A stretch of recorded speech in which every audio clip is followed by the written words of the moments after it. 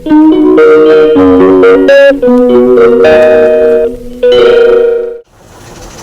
દ્વારકાધીશ મિત્રો, સ્વાગત છે તમારું આજના મારા એક નવા વ્લોગમાં.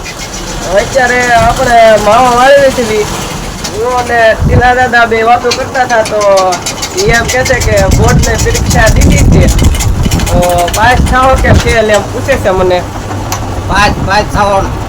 પાસ? હા, 90% આવવાનું છે. રિઝલ્ટ કાલ છે તો કાલ જોયું જાય. અરે માતાની દયા છે તો આવી જાય. આવી જાય? હા હા, કેમ લાગે છે તમને? આવી જાય. તો વાંધો નહીં. તો હવે આપણે જોવાનું એ છે કે કાલમાં કેટલા ટકા આવે છે. રિઝલ્ટ કાલ આવવાનું છે તો ચેક કરવાનું છે ફેલ. તો દાદા તમને કેમ લાગે છે? અરે પાસ નહીં તું. નપાસ ન થાવ એમ ને? હા, માતાની દયા છે. માતાજીની દયા છે એમ ને? હા, ભાઈ ભાઈ સારું સારું. ટકા કેટલાક આવશે એવું લાગે તમને? 90%. अरे हम तो गरीब हैं, एक गरीब किसी को क्या दे सकता है। हम जैसे लोग तो गरीब पैदा होते हैं, गरीब मर जाते हैं। अच्छा 90%. ભાઈ ભાઈ તો વાંધો નહીં.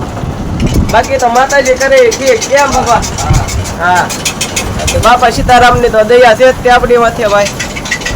તો ફરી મળીએ કાલના નવા વ્લોગમાં અને ચેક કરવી કે કેટલાક ટકા આવે છે. 12 બોર્ડનું રિઝલ્ટ કાલ આવવાનું છે તો તમને કેમ લાગે મારે કેટલાક ટકા આવશે એ જરાક કોમેન્ટમાં જણાવી દેજો. બાકી કાલ તો જે થાય એ જોયું જ થાય. તો હવે કામ એક બાકી રહ્યું, કાલ રિઝલ્ટ આવે એ ચેક કરવાનું.